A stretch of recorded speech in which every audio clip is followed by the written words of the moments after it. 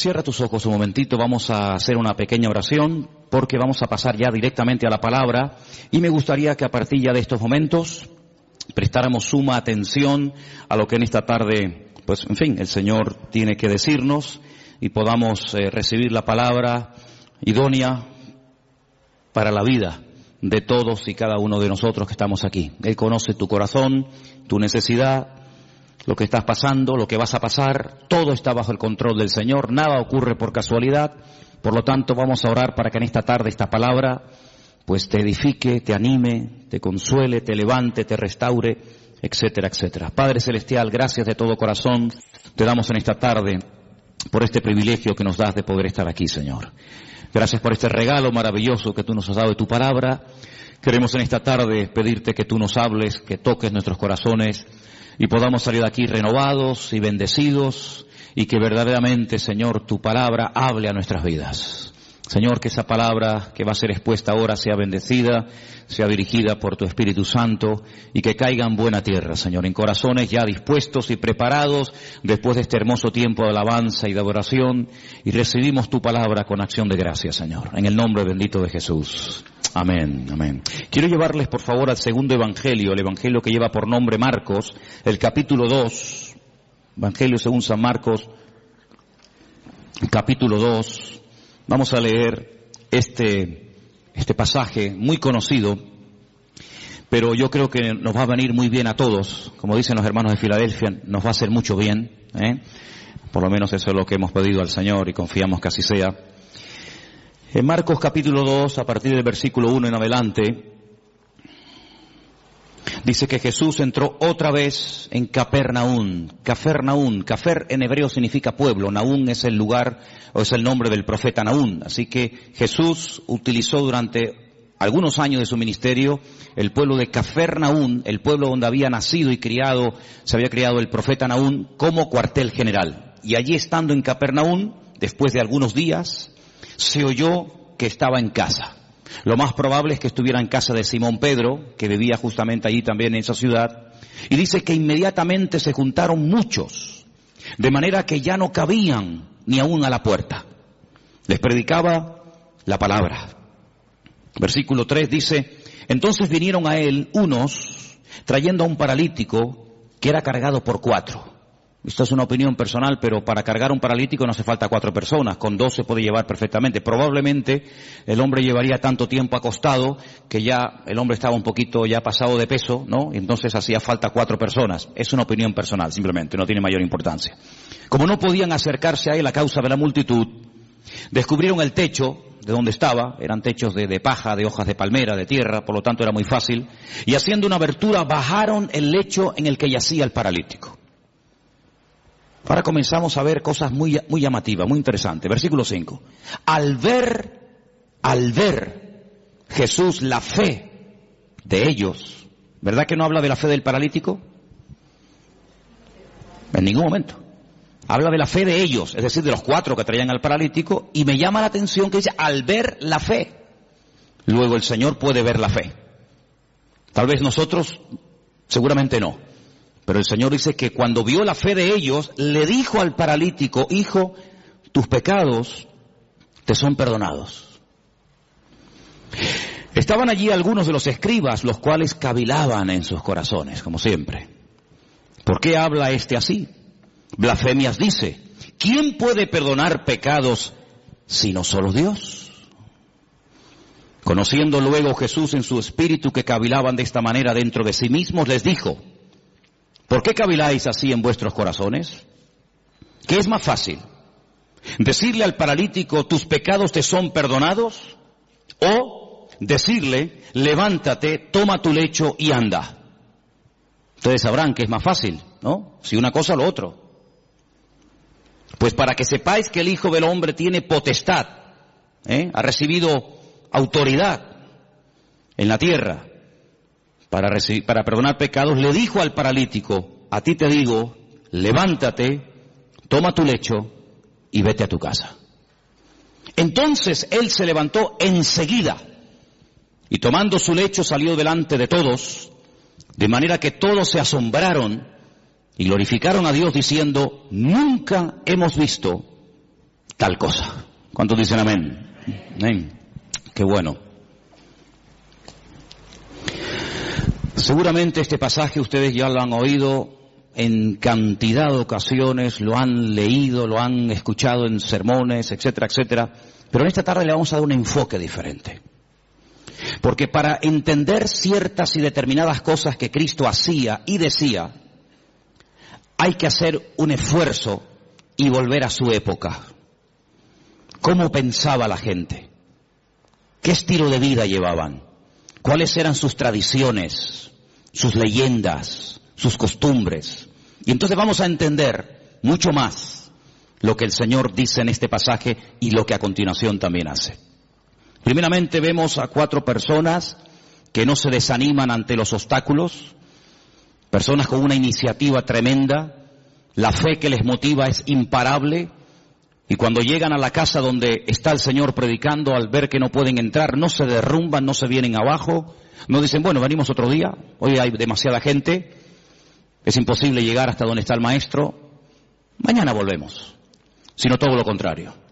Vemos que la fe nos motiva a seguir adelante, a pesar de los obstáculos, a pesar de las dificultades. La fe es el motor que mueve nuestra vida, nuestras acciones, nuestras palabras, nuestros pensamientos. Y esta gente sube a lo alto del terrado, y dice la palabra de Dios, como hemos leído, que hacen un agujero en el techo, y descienden a este hombre hasta llegar hasta donde está el Señor. Luego vemos que la fe es el ingrediente indispensable para que tú y yo no nos vengamos abajo en momentos de dificultades en la vida. La fe es el elemento indispensable y más que nunca en estos tiempos para que nuestra vida siga adelante y no se frene ante los obstáculos que van a aparecer sí o sí. Por eso una de las razones por las cuales el Señor nos dio la fe, no solamente es para que inicialmente le conociéramos y tuviéramos un encuentro y una experiencia personal con Él, sino que la fe también nos ayuda a mantenernos, no solamente a alcanzar la salvación a través de Cristo, de sus méritos, sino para que haya una vida de mantenimiento y de proceso y de acceso continuo a las bendiciones del Señor. Vemos que la fe no detuvo a esta gente, sino que la fe les ayuda a vencer obstáculos. Probablemente si no hubieran tenido fe hubieran dicho, vámonos, ¿qué hacemos aquí? Nunca nos va a atender, siempre está ocupado, siempre está rodeado de gente, incluso puede ser que hasta más necesitadas que nosotros. Sin embargo, la fe es algo maravilloso porque nos ayuda a vencer el desánimo, la indiferencia, la apatía, otro día vengo. Por eso es fundamental que la fe que tienes, la vives, la uses, para que cuando te vengan los obstáculos que te van a venir a lo largo de tu vida, de la índole que sea, tú puedas vencer cada uno de ellos y utilizar los problemas como una especie de plataforma o de trampolín para conocer las grandezas y las maravillas del Señor en tu vida. ¿Cuántos dicen amén? Ahora vamos a pasar a las primeras palabras que el Señor Jesucristo le dirige a este hombre. Pero antes de entrar en ellas, yo quiero recordarles que aquí el jueves yo hablé acerca de un pasaje que se encuentra en el Evangelio según San Lucas, creo recordar que era el capítulo 13, donde veíamos a una mujer, no podemos decir cristiana porque no sería el término correcto, pero el término que aparece ahí es hija de Abraham, es decir, era una creyente, ¿sí? No era una pagana, una idólatra, una que pasaba por la calle y entró a ver qué pasaba allí, sino era una mujer judía, una mujer que había sido criada en la ley de Moisés, en las costumbres del pueblo de Israel, y dice que durante 18 años había tenido que soportar, había tenido, digamos, entre comillas, que resignarse a la cruda realidad de que a pesar de su fidelidad a la sinagoga, a pesar de su conocimiento de la Escritura, dice la Escritura que ella no se podía enderezar de ninguna manera. El principal de la sinagoga aparentemente ni le prestaba atención. La religión de la época aparentemente no le había servido de nada. Ella oía y asistía a la sinagoga, pero entraba y salía durante 18 años y siempre estaba igual, y yo me atrevería a decir que hasta en algunos casos hasta peor. Sin embargo, dice la Biblia que ese día el Señor la vio. Y cuando la vio, la sacó de aquellas cortinas, de aquellas celosías, ¿verdad? Donde ya explicamos que se ponían las mujeres en aquella época y se siguen poniendo hasta el día de hoy. Y entonces dice algo increíble. Le dice, mujer, eres libre de tu enfermedad. Porque dice que tenía espíritu de Y quiero aclarar, y ya lo aclaramos el jueves, que no tenía un demonio, no tenía un espíritu viviendo dentro de ella, sino que tenía una inclinación, tenía espíritu de enfermedad. Y el Señor tuvo que desatarla espiritualmente hablando. No estaba poseída, estaba atada espiritualmente hablando, que son dos cosas distintas. Y dice la Biblia, yo he hecho hoy en el mundo espiritual lo que ustedes hacen todos los días cuando desatan a vuestras bestias, a vuestros mulos, ovejas, camellos o lo que sea, y lo lleváis a beber y luego volvéis, y cuando lo traéis lo volvéis a atar. Luego lo mismo que vosotros hacéis en lo físico, yo lo acabo de hacer en lo espiritual en esta mujer. Y la evidencia de que ahora está desatada, la evidencia de que ahora es libre, es que se puede enderezar. Ella se enderezó y comenzó a glorificar al Señor. Y vimos el día jueves cómo hay ataduras espirituales que se manifiestan en, entre comillas, enfermedades o en deformidades o en problemas de tipo físico. Esta mujer no tenía problemas de artrosis. Esta mujer no tenía la columna torcida, no tenía una escoliosis. Esta mujer tenía un problema de tipo espiritual que se manifestaba y se podía ver, se hacía visible por una curvatura exagerada. Y dice Lucas, que es el médico, que bajo ninguna manera esta mujer se podía enderezar. Luego hay ataduras invisibles que se manifiestan de una forma visible. En este caso lo que tenía por dentro se manifestaba por fuera. Pero en esta porción, en este capítulo que hemos leído, vamos a ver cómo una persona mentalmente puede estar también atada. En aquellos días, la filosofía de vida era la siguiente. Enfermedad, persona enferma, significa que esa persona está en pecado. Porque si no estuviera cometiendo un pecado, la enfermedad no podría tener ningún lugar, ninguna cabida en la vida de esa persona. Fijaros hasta dónde se llegaba. Claro que antes de la caída del hombre, la enfermedad no existía. La enfermedad vino a consecuencia de la desobediencia, de la rebelión del hombre, pero no necesariamente toda persona creyente en la actualidad que está enferma necesariamente está cometiendo un pecado. Porque esa filosofía de vida lo único que trae es condenación. Y donde hay condenación, Dios no está, porque Dios nos libra de toda condenación. Por lo tanto, en aquellos tiempos, cuando una persona estaba sana, casi rayaba el orgullo, porque decía, estoy sano, porque soy justo, porque diezmo, porque oro, porque ayuno, porque soy buena persona, pero no tanto porque Dios tiene misericordia de mi vida y me da salud, sino porque yo por mis méritos casi he llegado a merecerme la salud que tengo. Por el contrario, cuando una persona estaba enferma, automáticamente se le señalaba con el dedo y se decía, ¿ves? Este hombre tiene que estar cometiendo un pecado terrible en su vida y Dios está enfadado con él, y la forma de manifestar que está enfadado es mandándole una enfermedad. Ahora podéis entender el pasaje de Juan capítulo 9, lo habéis leído, ¿verdad? Donde dice la Biblia que los discípulos pasan por un camino y se encuentran a un hombre que es ciego. Y la pregunta que le hacen los discípulos al Señor, ¿cuál es? Señor, ¿quién pecó?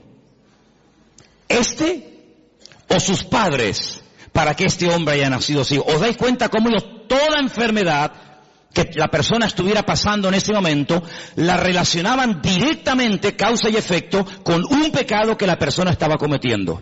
Los rabinos decían en aquella época que hasta que todos los pecados de la persona no fueran perdonados, nunca podría ser libre de cualquier enfermedad que tuviera. Ahora, con esta información, volvamos al pasaje.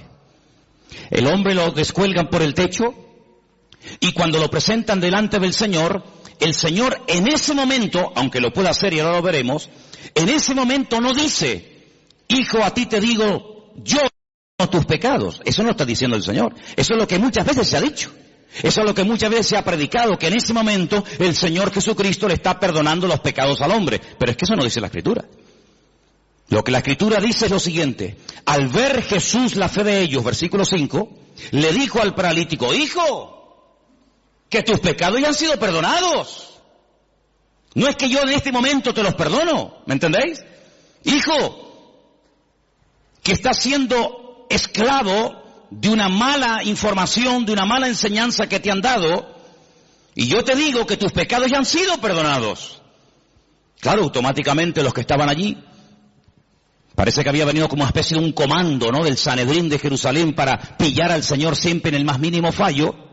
Automáticamente comienzan a cavilar y tenían razón. Solamente Dios puede perdonar pecados, nadie puede perdonar los pecados.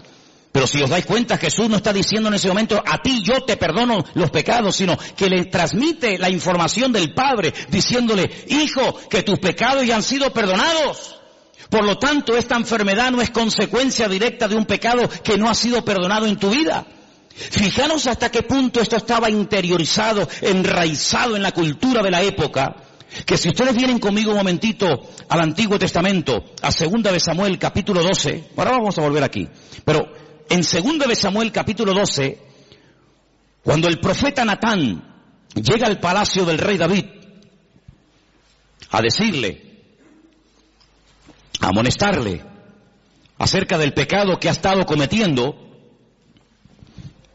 si ustedes leen todo el capítulo 12, no nos da tiempo de leerlo ahora, pero leerlo por favor al llegar a casa, 2 de Samuel capítulo 12, en el versículo 13, cuando el profeta Natán le amonesta al rey David, él dice en el versículo 13, entonces David le dice al profeta Natán, he pecado contra el Señor, he pecado contra Dios.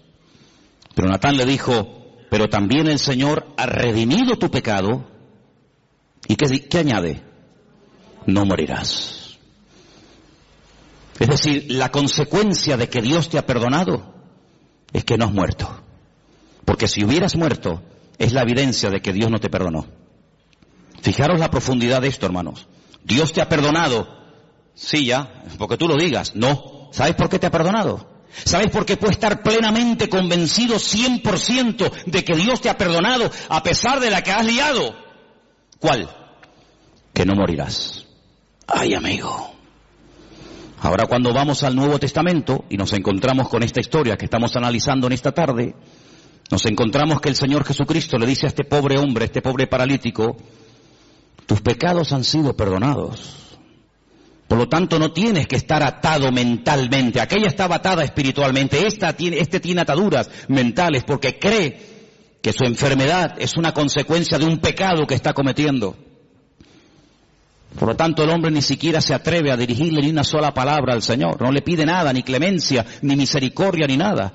Porque la evidencia, según su mente, de que el Señor está enfadado conmigo, es que me tiene aquí postrado en esta cama, nada más lejos de la realidad. Mira, aquí tenemos un versículo que lo hemos citado millones de veces. Y el versículo es muy fácil y muy fácil de entender. Conoceréis la verdad y la verdad os hará libres. Dele la vuelta al texto. En vez de creer en la verdad que trae libertad a tu vida, cree en una mentira y serás la persona más esclava y la persona más deprimida y la persona más amargada de todo el planeta Tierra. Porque así como la verdad liberta, la mentira esclaviza y ata. Este hombre estaba atado mentalmente. Claro, ¿qué rabino le iba a decir en su época? Tus pecados han sido perdonados. Pero si han sido perdonados, ¿por qué sigo enfermo? Bueno, ¿cuál es la evidencia? ¿Cuál es la evidencia? Porque claro, decirle, oye, que Dios es un Dios de perdón, es un Dios de misericordia, que tus pecados han sido perdonados, eso no cuesta nada. Por eso el Señor lanza la pregunta. Aquí hay un mensaje en dos direcciones. Primero hacia el paralítico y también hacia los escribas y fariseos que están allí cuestionando la credibilidad de dichas palabras. ¿Cómo se atreve este hombre a perdonar pecados? Es que no está perdonando pecados, está dando la información. Está trayendo consuelo y aliento y esperanza a un corazón que está creyendo en una mentira. Ahora eso hay que demostrarlo. Muy bien. Pues entonces ahora viene el momento de la verdad. Ahora lo que tienes que hacer es levantarte, toma tu lecho y sal de aquí caminando y será la evidencia visible, el botón de muestra que demostrará que efectivamente tus pecados son perdonados. El hombre toma su lecho, se levanta, se va y el texto termina diciendo que glorificaron a Dios, se quedaron asombrados y dicen nunca. Claro, nunca hemos visto tal cosa, porque nunca le habían enseñado eso. Tú tienes que comenzar a orar, a pedir y a declarar por fe en el nombre del Señor lo que a ti te gustaría ver en tu vida. El gran problema es que muchas veces nuestras palabras, hermanos, son un obstáculo para que la gloria del Señor y el poder de Dios se manifieste en nuestra vida. ¿Quieres ver bendición? Habla bendición. Siembra tomates si quieres cosechar tomates. ¿Quieres cosechar patatas? Pues no siembres tomates, tienes que cosechar patatas. Y en el sentido espiritual pasa exactamente lo mismo. ¿Quieres ver bendición en tu vida? Levántate por la mañana, el Señor es mi luz y mi salvación, ¿de quién temeré? Aunque un ejército acampe contra mí, no temerá mi corazón. El Señor está conmigo, Él es mi poderoso gigante, Él es mi pastor, Él me va a abrir puertas, Él me va a sanar, Él me va a bendecir. Y estamos sembrando fe, y el que siembra fe, recoge fe. ¿Cuántos dicen amén? Por lo tanto, amados hermanos, tengamos mucho cuidado, no solamente con nuestras palabras, sino con nuestras actitudes y también, como no, con nuestros pensamientos. Porque mucha gente en aquellos tiempos era personas atadas, mental, física y espiritualmente, porque habían creído en las mentiras que muchas veces los hombres habían enseñado y se habían arraigado de tal manera en la forma de vida, en la cultura de la época, que la gente era esclava, no porque Dios estaba enfadado con ellos, sino porque ellos mismos se habían atado al creer en mentiras. ¿Habéis prestado atención a la lectura de esta tarde? ¿Sí o no? Jesús se va a otra población, a Nazaret. Coge el pergamino, el rollo del profeta Isaías. ¿Y qué dice? Yo he venido, ¿para qué? Para darle vista a los ciegos. Yo he venido a sanar y a curar a los quebrantados de corazón, a traer libertad a los oprimidos. En otras palabras, a traer esperanza, que ya bastante condenación y bastante amargura tenéis encima. Sin embargo, el Señor vino a darnos libertad de todas nuestras miserias, de todas nuestras pobrezas y de todos nuestros pecados. No es que el Señor anule la ley del Antiguo Testamento, pero el Señor viene a ofrecer la imagen de la misericordia del Señor, que nadie la estaba dando en aquellos tiempos. ¿Os acordáis cuando el Señor le habla tremendamente duro a los escribas y fariseos en Mateo capítulo 23? Diezmáis esto, diezmáis lo otro, oráis, recorréis tierra y mar para ganar un prosélito y hacéis, pero os habéis olvidado de lo más importante, misericordia quiero y no sacrificio. Sois capaces de hacer sacrificios, de caminar, de sudar, de patear por aquí, subir montañas, hablar con este, hablar con el otro, de ayunar días y días, de diezmar las semillas, de colar esto, de colar lo otro. Y lo más importante, que es la misericordia. Pero ¿cómo van a aplicar misericordia si ellos no conocen a un Dios de misericordia? Hay gente, no sé qué concepto de Dios tiene, pero el concepto que tenemos que tener en el día de hoy de nuestro Dios es que nuestro Dios es un Dios de amor y para siempre su fidelidad, y es un Dios misericordioso. ¿Cuántos dicen amén? No es que pasa por alto el pecado, pero es un Dios que quiere perdonar, se goza en perdonar.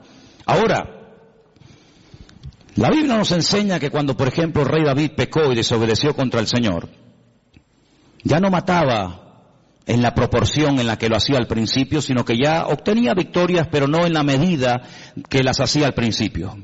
Ya mataba de 1000 en 1000, en vez de 10.000 en 10.000 como al principio. Es decir, hubo un decrecimiento, menguó en la gracia del Señor en su vida. Necesitaba una restauración interior. Y entonces, ¿cómo le vino esa restauración? Bueno, yo siempre he dicho que sin confrontación no se produce un cambio interior. Tiene que haber un momento en el que el Señor nos confronta, el Señor señala, dice, tu pecado, tu problema es este. En ese momento tenemos dos opciones: optar por el camino del medio, hacernos el loco como que no hemos hecho nada malo; optar por un camino que consiste en amargarme, en deprimirme, en condenarme; o escoger el camino correcto y verdadero, que es el de la misericordia del Señor. Y yo quiero decirles en esta tarde que por muy bajo que podamos caer en la vida, después de conocer al Señor, por muy lejos que nos hayamos podido separar de su presencia, de sus caminos, el Señor no ha cambiado ni menguado su amor y su misericordia, sino que Él nos sigue llamando y nos sigue amando igual o más que el primer día. A ti te digo que Dios te ha perdonado los pecados. Y la evidencia de que Dios no está enojado contigo, la evidencia de que Dios no está enfadado contigo, es que si quieres te puede levantar ahora. Pero ya ni lo intentaba. Ya se había resignado a vivir toda la vida bajo ese peso, dependiendo de que lo llevaran o lo trajeran las personas.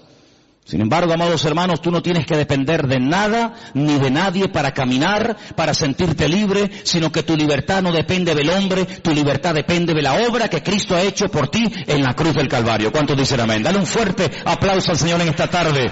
Dile gracias porque tú me perdonas. Aleluya. Amén.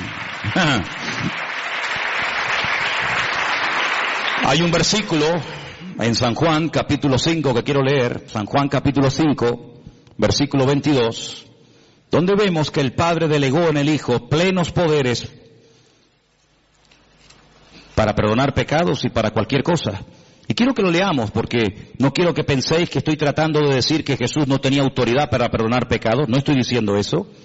De hecho, el versículo que vamos a leer ahora nos demuestra que el Padre delegó, dice, este es mi Hijo amado en el cual delego, en el cual deposito toda mi confianza. Juan capítulo 5, verso 22 dice, porque el Padre a nadie juzga. Pero sigue diciendo el versículo, sino que todo el juicio, ¿qué dice? Se lo dio al Hijo. Es decir, que a través del Hijo, Dios imparte justicia y a través del Hijo, Dios imparte misericordia. ¿Os acordáis cuando el Señor estaba un día y de repente lo rodearon un montón de religiosos que estaban dispuestos a apedrear, a lapidar públicamente a una mujer que dice que había sido sorprendida en el mismo acto? Que es curioso, porque si la habían sorprendido en el mismo acto, ¿dónde estaba el otro? Curioso que nada más traen a uno. Y le dijeron, nuestra ley, como dándole lecciones de moral al Señor, como enseñándole cosas que él ignoraba, nuestra ley dice que tenemos que tomar medidas radicales ante este tipo de pecados, y nuestra ley dice que hay que matar a pedradas a semejantes personas. Y el Señor dice, muy bien, perfecto, yo conozco esa ley, si la di yo, si yo la di. El problema es que para poder ejecutar esa ley, uno tiene que estar limpio y libre de pecado. Ahora, si tú crees que estás libre de pecado para poder matar a pedradas a una persona, pues coge la piedra y tírala. No sabemos lo que el Señor escribió en tierra. Algún día lo sabremos, ¿no? ¿No te parece? Por lo menos yo se lo pienso preguntar. La cuestión está en que dice la Biblia que desde el más grande hasta el más pequeño todos salieron corriendo y ninguno se quedó. Perdón, sí se quedó uno. Se quedó el único que podía tirar una piedra y una y 20 contra ella, ¿sí o no? Porque él nunca había pecado, luego era el único que podía decir, bueno, nadie te va a apedrear, pero yo sí, porque yo no he pecado, yo soy justo, yo soy limpio y sin mancha. Sin embargo, ¿qué le dice? Yo tampoco te condeno. Vete y no peques más. Es impresionante, ¿verdad? Ese es nuestro Dios. Hablar yo del perdón de Dios en esta tarde, no digo que sea perder el tiempo, pero es algo que tenemos todos tan claro, ¿sí o no? Gloria a Dios por el perdón de Dios. Gloria al Señor que vemos que perdona al ladrón en la cruz sin haber hecho ningún mérito para ser perdonado. Gloria a Dios que perdona a la mujer adúltera que según la ley de la Torá de Moisés merecía la muerte. Gloria a Dios que perdonó a Pedro a pesar de que le traicionó o le negó. Ponle el adjetivo que quieras. Gloria a Dios que no hay pecado que Dios no pueda perdonar. Hablar del perdón de Dios, hermano, para nosotros no es una predicación, es una realidad.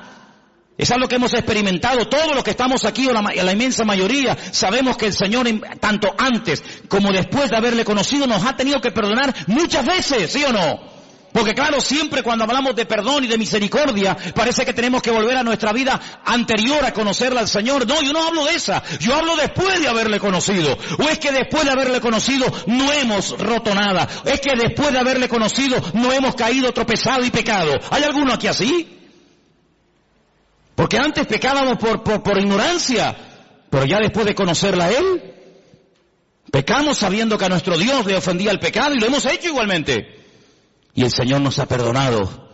Y la evidencia de que nos ha perdonado es que estamos vivos. Pero yo no quiero hablar del perdón de Dios, porque ya lo sabéis.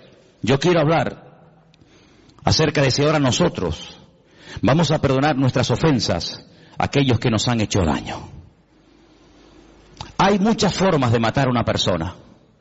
Dicen que En algunas tribus se ha practicado y se practica en la actualidad algo que se llama el ostracismo. El ostracismo consiste en no dirigirle la palabra a una persona. En una tribu, cuando alguien cometía un delito, un pecado, un error contra la tribu, pues lo dejaban vivir en la tribu, pero nadie podía hablarle, nadie podía saludarlo, no había ningún contacto físico, ni palabras, ni conversaciones, ni buenos días, ni buenas tardes, ni nada, ni por ahí te pudras.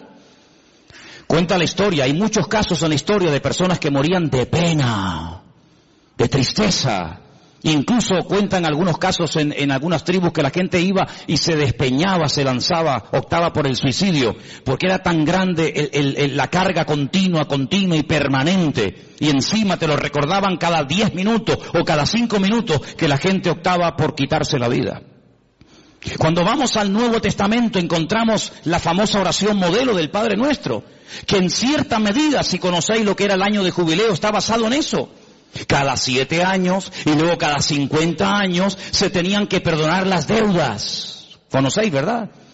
Algunos dicen, algunos historiadores, algunos expertos en escritura, dicen que el Señor Jesucristo, cuando leyó la escritura en Nazaret, que se leyó esta tarde aquí, estaban celebrando el año de jubileo, pero ya nadie ponía en práctica lo de dar libertad a los cautivos, que era dar libertad a los esclavos, perdonar las deudas, devolver las tierras a sus dueños originales. Pero ¿qué dice el Padre Nuestro? Perdónanos como nosotros también perdonamos a nuestros deudores. Es decir, lo mismo que hemos recibido es lo mismo que tenemos que devolver. El Señor da una parábola diciendo, había un hombre que le debía una fortuna a otro hombre que jamás le había podido pagar, ni le iba a pagar en el futuro. Y todo fue perdonado en un instante porque él pidió misericordia, él pidió clemencia y le perdonaron todo. Y este mismo hombre, con ese perdón, con ese alivio de no deberle nada a nadie, sale a la calle y se encuentra con uno y lo agarra por el cuello y le obliga a que le pague una deuda insignificante. Y el Señor, que le perdonó la gran deuda, le dice, ¿cómo es posible que hayas sido tan mezquino? ¿Cómo es posible que seas tan duro cuando tú me debías mucho más a mí y yo te perdoné todo? ¿No debías tú salir y hacer exactamente lo mismo? Es decir, hermano, aquí recibimos misericordia, ¿pero para qué? ¿Para sentirnos bien y dormir tranquilos y seguir la vida? No, no solamente para eso, sino que recibimos misericordia para que podamos dar y hacer misericordia al que nos ha ofendido. Porque ¿qué es misericordia? Hablando de todo un poco. ¿Qué es misericordia? Habrá que definir el término para saber de qué estamos hablando. Misericordia, así claramente, es tratar a una persona mejor de lo que se merece. Ni más ni menos. La Biblia dice, si saludáis a los que os saludan, ¿qué recompensa tendréis? Si amáis a los que os aman, ahí no hay nada, digamos, de extraordinario. El Señor viene en el Nuevo Testamento, con el nuevo pacto, con la irrupción de su persona en el reino, con el reino de Dios, ¿qué nos enseña? A ir más allá de la letra, a ir más allá de la obligación moral, de decir, bueno, he hecho esto, punto, no, a ir hasta la segunda milla. Señor, ¿y cuántas veces perdona? A ver, porque habrá un límite en todo esto, ¿no? O tengo que estar siempre perdonando, como si yo fuera un tonto. Y el Señor, ¿qué le dijo? Como diciendo, un número infinitamente de veces. Imaginemos por un instante que Dios a nosotros nos va a perdonar un número determinado de veces. 30 veces, 40, 50, pon el número que quieras. Al llegar a ese número, toda ofensa, todo pecado, toda caída, todo tropiezo, todo mal pensamiento, toda mala palabra, toda mala acción no puede quedar perdonado porque ya ha llegado el cupo, ya has completado el cupo. ¿Se imaginan lo terrible que tendría que ser vivir la vida cristiana con esa presión, con esa amargura como este hombre? Qué alivio tan grande cuando el Señor le dijo a este hombre que tus pecados ya han sido perdonados, que no tiene que estar bajo esa condenación, que Dios perdona. Y además tengo una noticia buenísima para todos nosotros.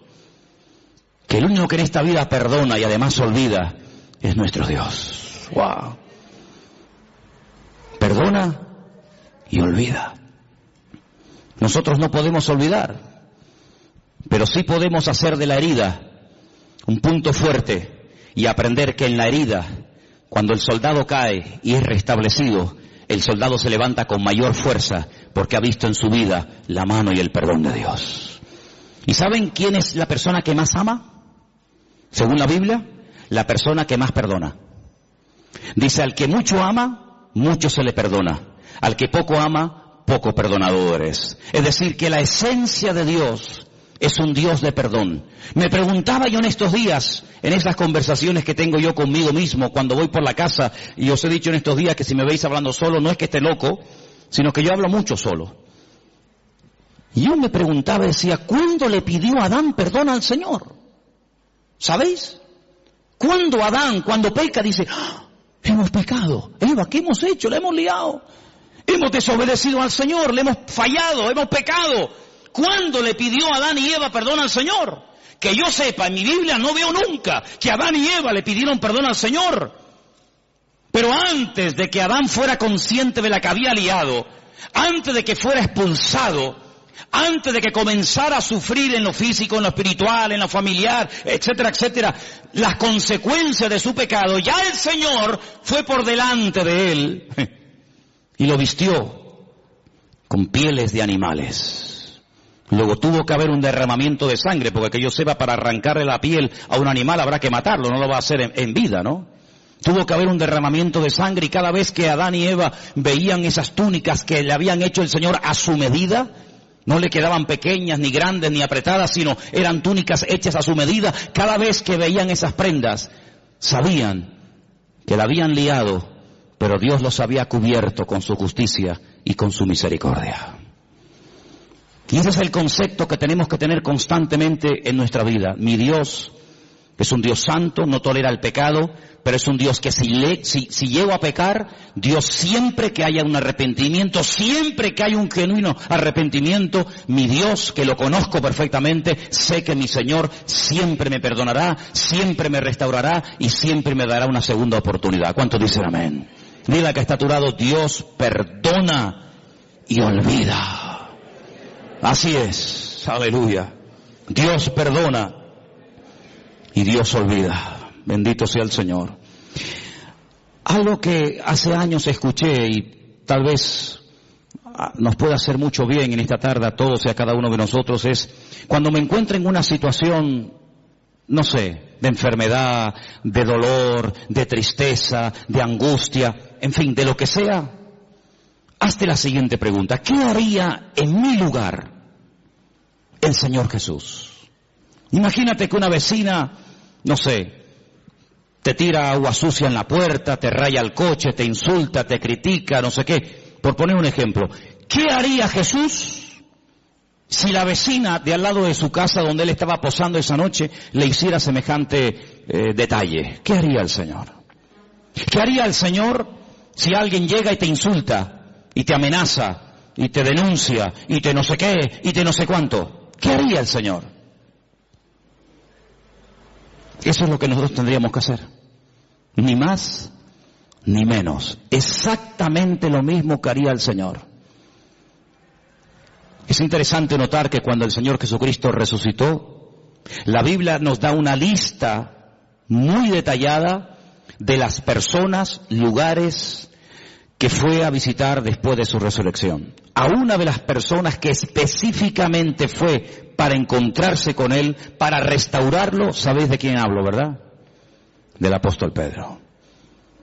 Y decirle a mis discípulos y a Pedro,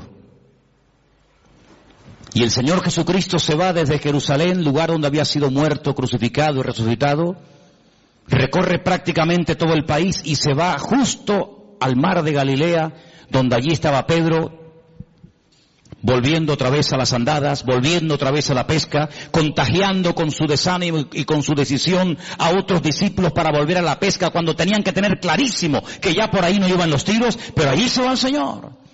Y el Señor se entrevista con Pedro, y el Señor restaura a Pedro, y el Señor le vuelve a decir algo tremendo, que a lo mejor tú y yo nunca le diríamos a nadie: pues apacienta mis corderos. Y alguien podría objetar y decir: pero Señor, pero si cuando te vio hacer milagros, cuando te vio caminar por encima de las aguas, cuando te vio multiplicar panes y peces, la lió y dijo que no te conocía, ahora que te vas, le vas a delegar a él la responsabilidad, y como a uno de nosotros, de atender ovejas, de atender gente nueva, de pastorear iglesia, de difundir el evangelio. Pero Señor, ¿no te das cuenta que de este hombre nadie se puede fiar? Que ya la lió una vez, y si la lió una vez, ¿Quién nos asegura que no vuelva a hacerlo? Bueno, tenemos un pasaje tremendo para que veáis la reacción del Señor y la reacción del hombre ante un pasaje o una circunstancia parecida. Dice la Biblia que hubo un desacuerdo terrible entre Pablo y Bernabé. ¿Por qué? Porque dice que Marcos en el primer viaje misionero los había abandonado, ¿sí o no? Y llega el momento de celebrar el segundo viaje misionero. Y Bernabé dice, bueno, pues vamos otra vez juntos. Marcos, yo, Bernabé, y tú, Pablo, y Pablo dice, bajo ningún concepto, de ninguna manera. ¿Pero por qué? Porque este hombre nos abandonó en el primer viaje, ¿no te acuerdas? Que cuando se pusieron las cosas difíciles y cuando hubo problemas, cogió y se mandó a mudar y nos dejó tirados. Y Bernabé le habrá dicho, bueno, pero es verdad, tienes razón, yo estaba allí, yo sé lo que estás diciendo, pero vamos a darle una segunda oportunidad al chico. Ya ha crecido, ya ha madurado, ha pasado un tiempo, capaz que el hombre se ha arrepentido, ha recapacitado, se ha dado cuenta de que así no se puede ir por la vida. Ahora sí, ahora no, ahora cuenta conmigo, ahora no estoy para nadie. Y Pablo dice, bajo ningún concepto. Y dice que hubo tal desacuerdo entre estos dos grandes hombres de Dios, Bernabé y Pablo, que dice la palabra que Pablo se fue por tierra con Silas y se fue Bernabé por mar a la isla de Chipre, de la cual era, con Marcos. Así actúan los hombres, así actuamos los seres humanos.